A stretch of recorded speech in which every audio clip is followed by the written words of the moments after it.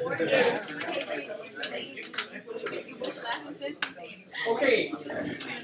on Friday, we learned about acceleration, and the day before that, we learned about constant velocity. Now, when we learned about constant velocity, we learned that how to identify it. If you see meters per second, it's velocity. You see seconds, it's time. We learned that kind of stuff. The second day, we learned to add a step, and that extra step was when we saw meters per second, we didn't just call it a V. We had to look and see if it was initial or final. And how did we figure out if it was initial or final? You had to actually read the question to find out if it was initial or final. So today we're going to add one more step to our problem-solving procedures. And so again, if we learn this process, it'll be great because right now it's all like kind of newish, but you're grabbing it good because I'm handling it to a little piece at a time. Later, we'll be able to hand you new formulas, and you're like, no problem. I know the process. I know how to deal with this, and you'll be geniuses, and you'll love it. So today we're going to learn about displacement because so far we learned about constant velocity, again with part A, and we learned acceleration with part B, but there was just one formula for each. Today we're going to learn two formulas that go with displacement because a lot of times when we are accelerating, we want to know, well, how far did I go when that happened? And so we're going to fill that out today. Car A is traveling at a constant 40 miles an hour for 2 hours. Car B starts at 20 and accelerates uniformly for 2 hours until it hits 60. Our graph would look like this. So A is cruising along at a nice constant 40 miles an hour. He's just got the cruise control set. He's not moving at all. B starts off nice and slow at 20 and cooks up faster and faster and faster until it finally hits 60. What I want to know is who wins the race, who went further in that 2-hour period.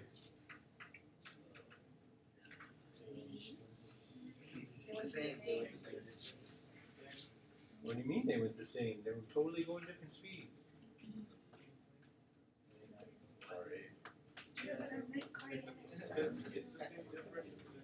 Car A had a head start, you're right.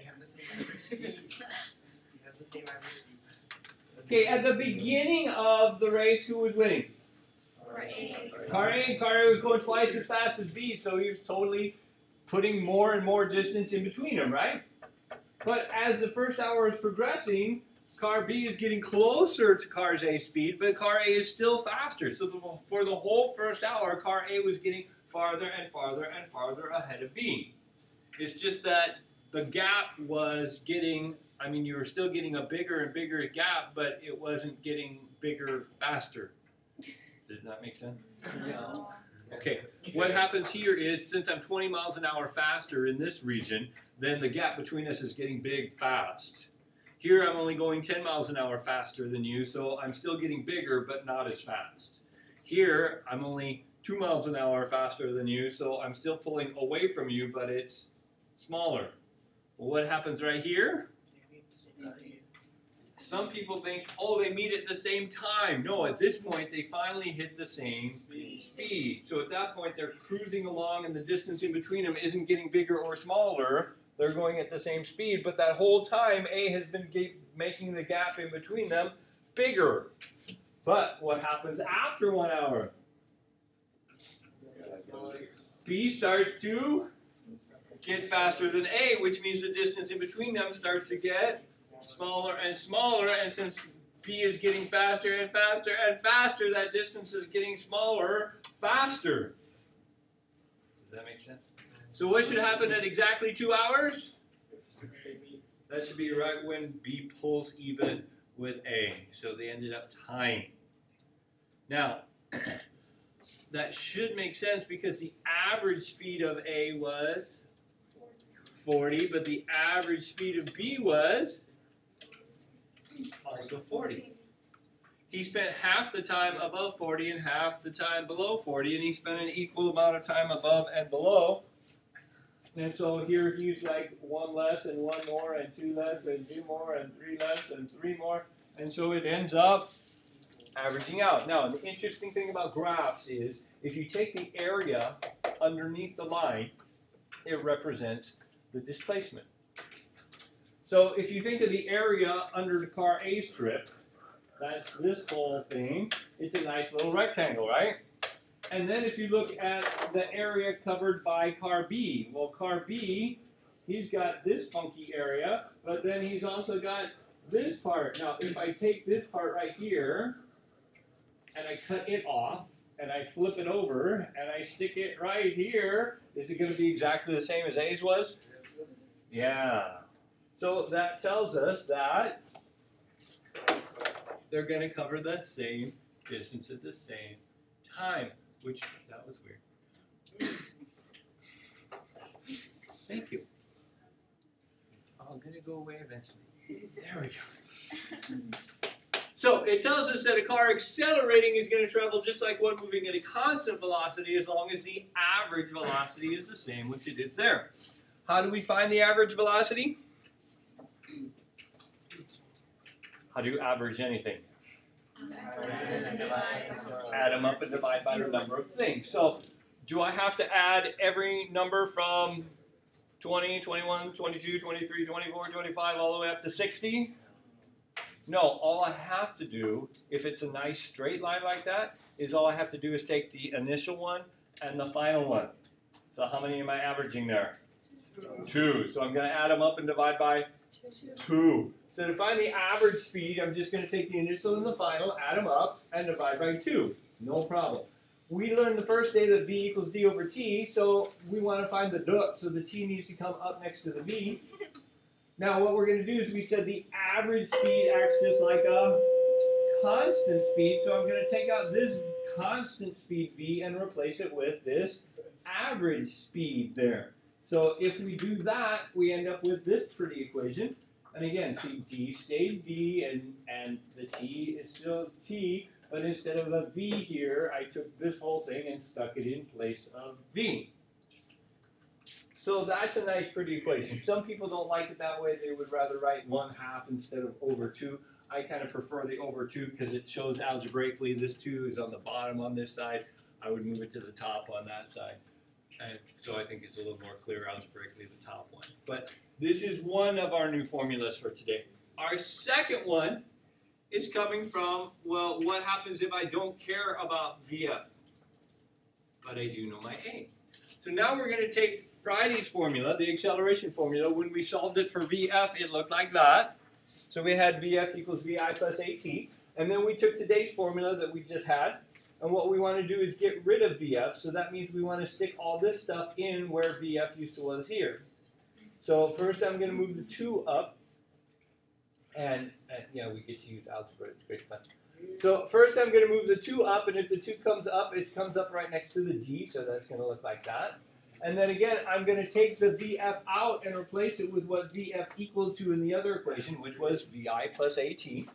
So the 2D stays 2D, the VI stays VI, the T stays T, but VF turned into VI plus AT.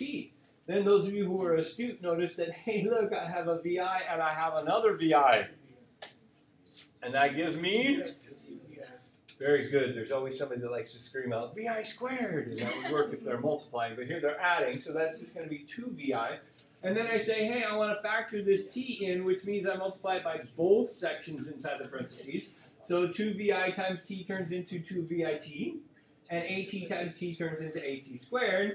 Then I'm going to move this 2 back underneath there, and so it's going to end up showing up on both sides of that equation. And then you say to yourself, hey, look, that's going to cancel, except this side is going to not cancel because these cancel, but there's no 2 on top to cancel that side. Now, if we look at this equation, which of those variables is most likely to be a 0?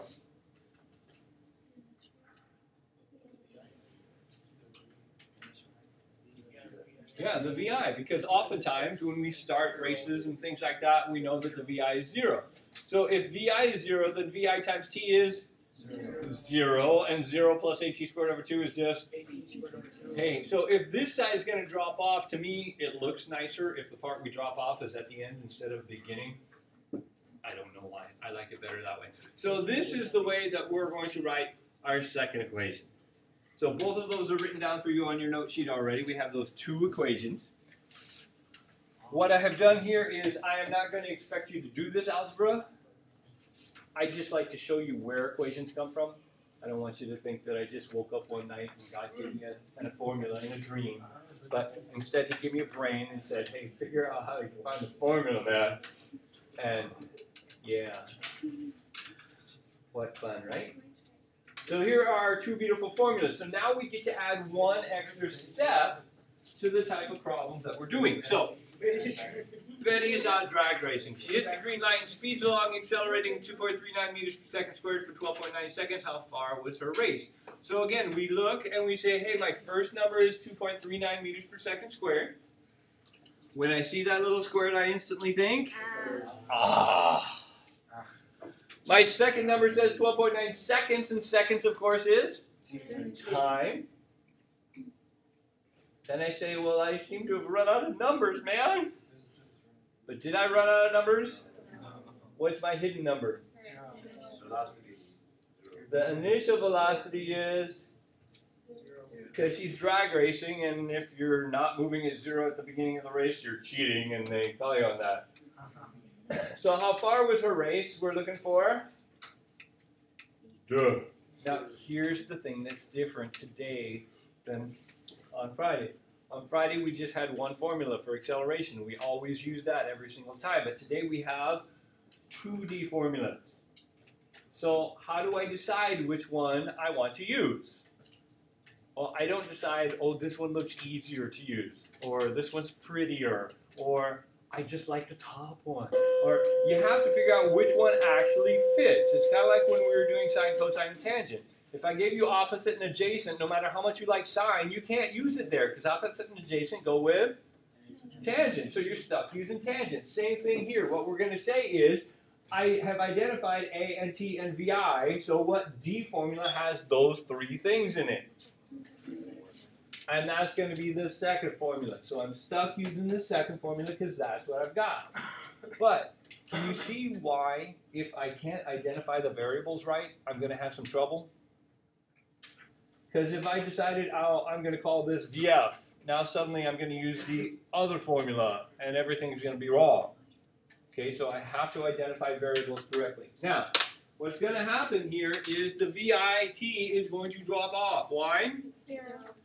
Yes, there's always somebody who thinks, well, VI is 0, so I'm going to get rid of VI, and I'm still going to add the T. No. 0 times time is 0. So if the VI is 0, then this whole puppy here goes away. That's very important to understand. That's a very common mistake. But now that we know that that's the formula, we've dropped off that part. All we got to do is stick in our numbers. Which one of these numbers gets squared? Only the 12.9. It's not the whole equation. It's just the T that gets squared. So now, of course, you're going to plug this into your calculator. You're going to shove the calculator into your friend's face and say, Did you get that one?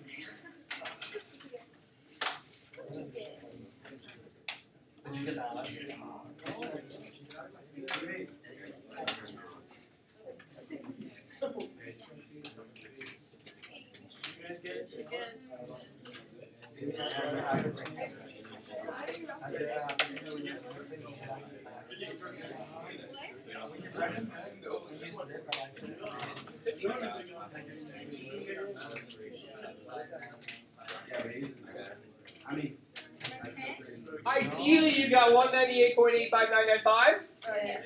Yeah. And what do we want to round that off to? 2.39 has how many?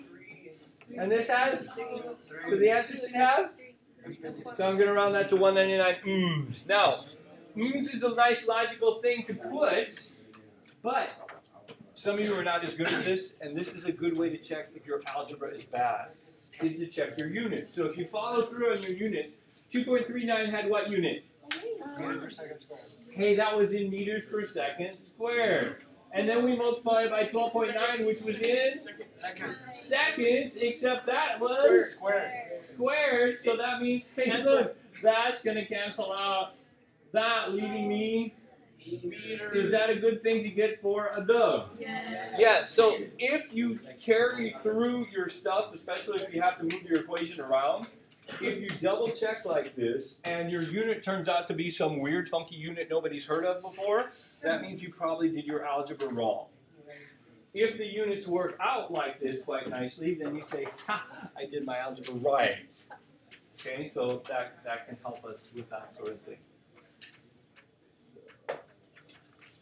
Yay team. Lauren, hey, how'd she get in there?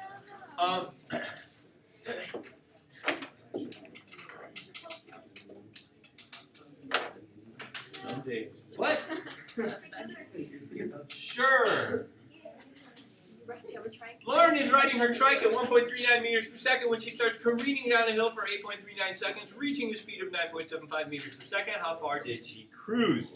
So, of course, we see our first number and it says 1.39 meters per second. When we see meters per second, we think velocity. But then when we think velocity, we have to think, is this initial or final? And again, we find that out by reading. So she is riding her trike when she starts careening. So does anybody know what careening means? Going faster. It is going faster, but careening kind of has the connotation that you're right on the edge of out of control. Yeah. You're like, oh! That's what I'm saying. That's more of a careening feel. Okay, so new vocabulary word for today. 1.39 meters per second, therefore, has to be my initial velocity. We see 8.39 seconds, and of course, seconds is time. And then we see meters per second again, so we think also velocity, but this one has to be final. So this time we're looking for, we're also looking for duh. So which formula am I going to use? Well, again, which D formula has the three things that I identified? And that would be the first one. Is that parentheses important? Yes. Very important. Make sure you plug in with the parentheses in your calculator, or it will lie to you.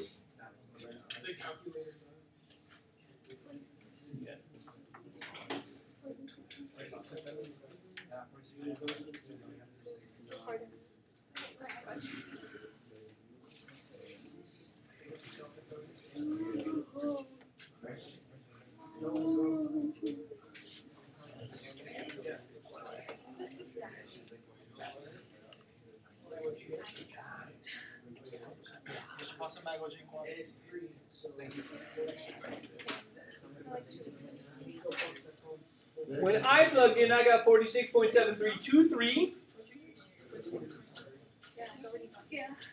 And here I have 3 sig figs and 3 sig figs and 3 sig figs. So I'm thinking 46.7.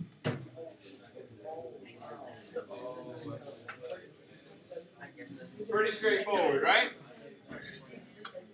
Javi's car accelerates at 4.29 meters per second squared. He punches it when the light turns green and floors at 139.4 meters down the street. How long did it take to fly down the street? So our first number says 4.29 meters per second squared. We see that little squared and we think acceleration. Oh, it's because on my finger there's no square. Oh yeah, but it didn't either. It didn't? Wait, it's because it's like Because it's like.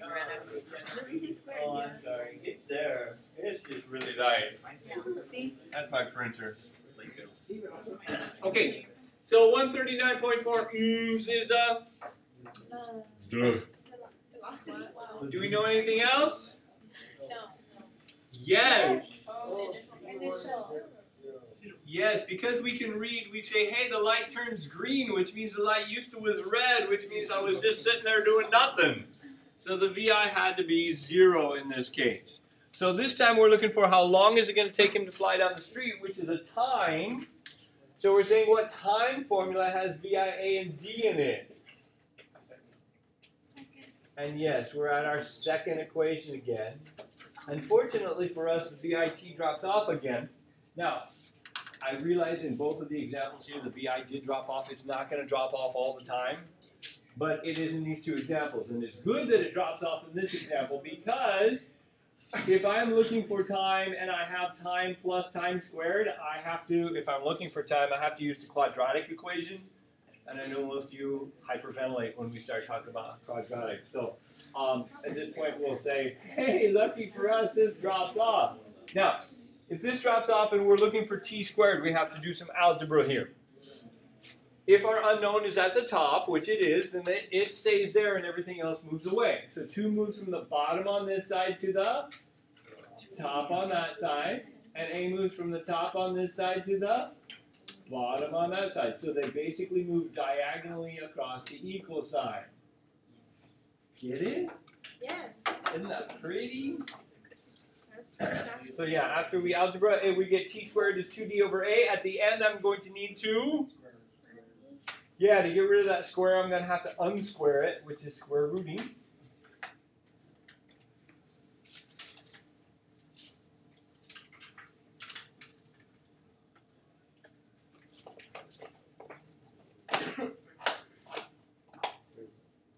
So do you want a brownie? I already had one.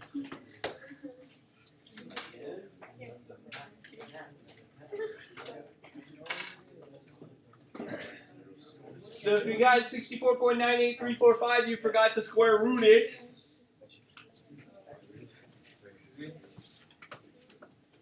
Splendid day, sir. Thanks, Skylar. After square rooting, you should have gotten 8.021539. Yeah. Now the first number had 3, the second number had 4, so we want to round to 3, which would be 8.06 seconds. How many people think this is pretty straightforward? Good, because it is. For homework, of course, you want to do. But first, you may have noticed that in front of you there is a giant thingy. Yes. What thingy? Yeah, almost like it's a lab apparatus or something. Oh, that was